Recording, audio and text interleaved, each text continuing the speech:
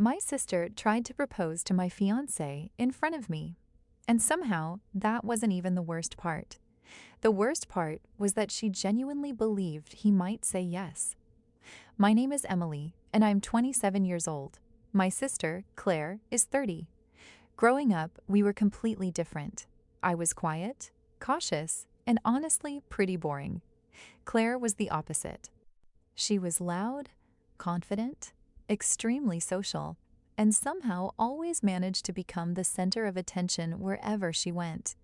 When we were younger, I actually admired her.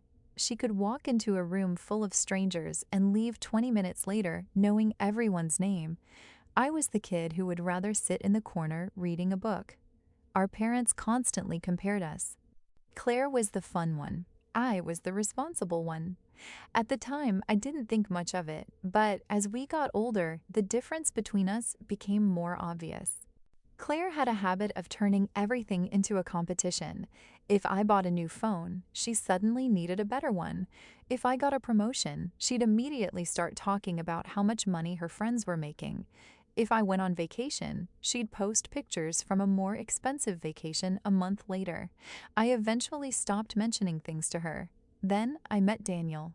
Daniel was different from anyone I dated before. We met at a friend's birthday dinner. I accidentally spilled a drink on him within the first 10 minutes. I was mortified. He just laughed and said, "Well, I guess we're officially introduced now." We started talking. 3 years later, he proposed. It wasn't some huge public proposal. It was actually pretty simple. We were cooking dinner together in our apartment when he suddenly turned the stove off. Then he took my hand and asked me. I said yes before he even finished the question.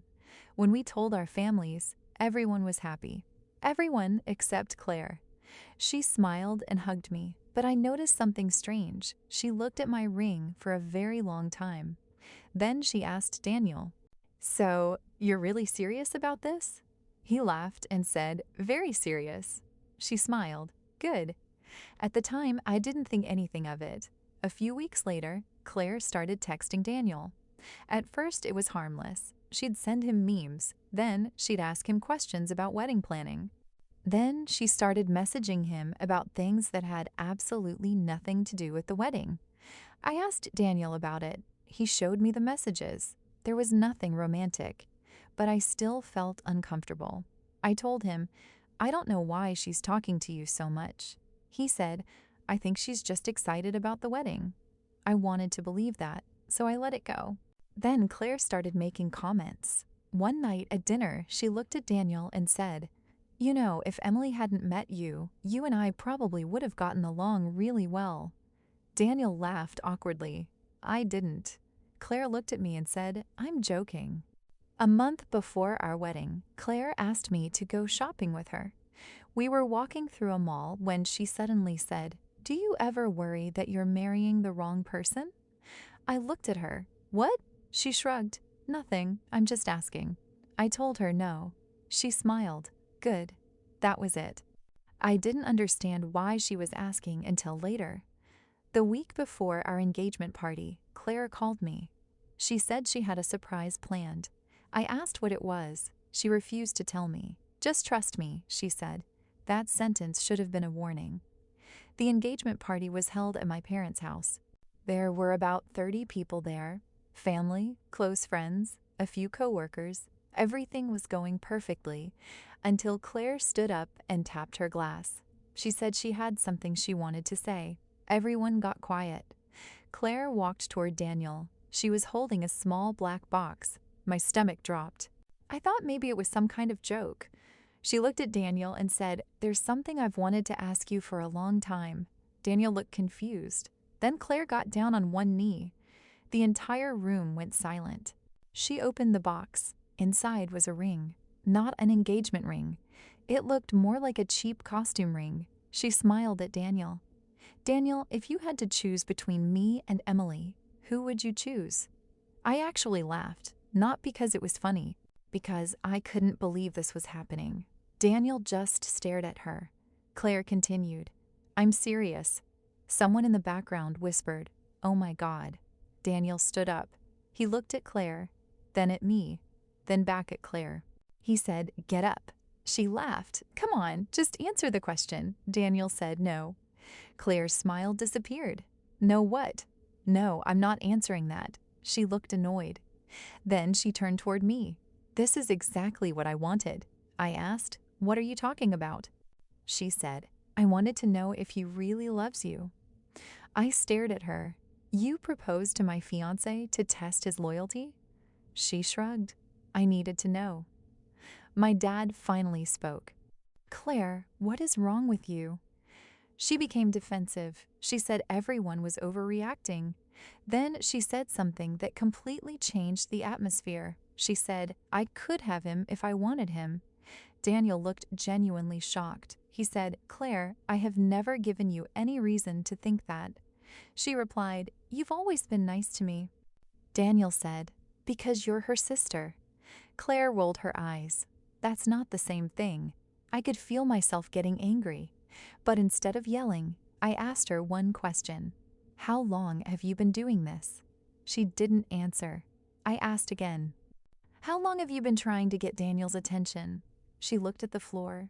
Daniel suddenly said, "Emily, you should see something." He took his phone out. He opened his messages. There were dozens of texts from Claire. Some were normal. "If you ever change your mind, you know where to find me." I looked at Claire. She said, "Those messages don't mean anything." Daniel said, "They mean enough." Then Claire started crying. She said she had always felt like our parents preferred me. She said I was the responsible daughter, the successful daughter, the daughter everyone trusted. And when I got engaged, she felt like I had taken something else away from her. She said she didn't actually want Daniel. At least that's what she claimed.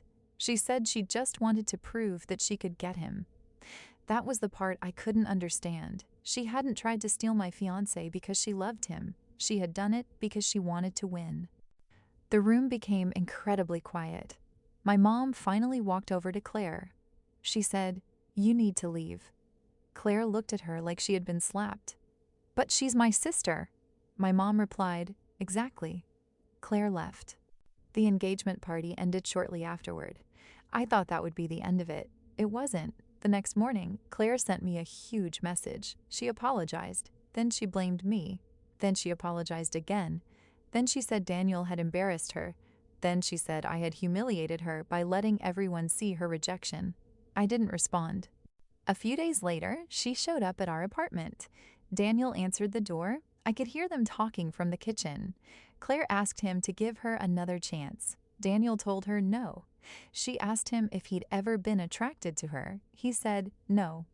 She asked if he thought she was ugly. He said that's not the problem. She asked what the problem was.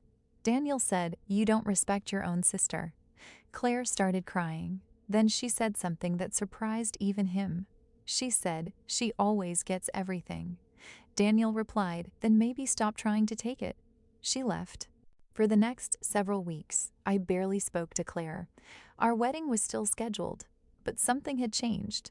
I started wondering whether I had ignored signs for years. I thought about all the little competitions, all the strange comments, all the times she tried to turn something good in my life into something about herself. Eventually, I realized something. The problem wasn't Daniel. The problem wasn't the engagement. The problem wasn't even the wedding. Claire had spent years measuring her worth against mine, and I had spent years pretending not to notice. 3 months later, Daniel and I got married. Claire wasn't invited. Some relatives thought that was cruel. Others understood. My dad told me he was proud of me for finally setting a boundary. My mom eventually stopped trying to make us reconcile. And honestly, I was relieved. A year after the wedding, something unexpected happened. Claire sent me a letter. Not a text, an actual handwritten letter.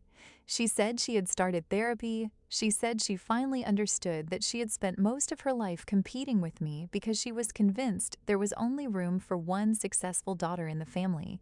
She apologized for the engagement party. She apologized for contacting Daniel. And she apologized for making me feel like every good thing in my life had to become a competition. I read the letter several times. Then I called her. We talked for almost 2 hours. We didn't magically become best friends, There was no dramatic hug, no movie ending. But for the first time in years, we had a conversation without competing. She asked about my marriage. I asked about her life. And neither of us tried to prove anything. We're still not particularly close, but we're civil now. And strangely enough, I'm okay with that. Because I used to think forgiving someone meant pretending nothing happened. It doesn't. Sometimes forgiveness just means you stop letting what happened control your life. And as for Daniel, a few months after our wedding, I asked him what he would have done if Claire had actually been serious when she proposed. He looked at me and said, "I would have asked why your sister was trying to marry someone else's fiancé." I laughed. Then I asked, "But what if she had been serious?" He smiled. I would have said no faster. And honestly, that was probably the best answer he could have given me.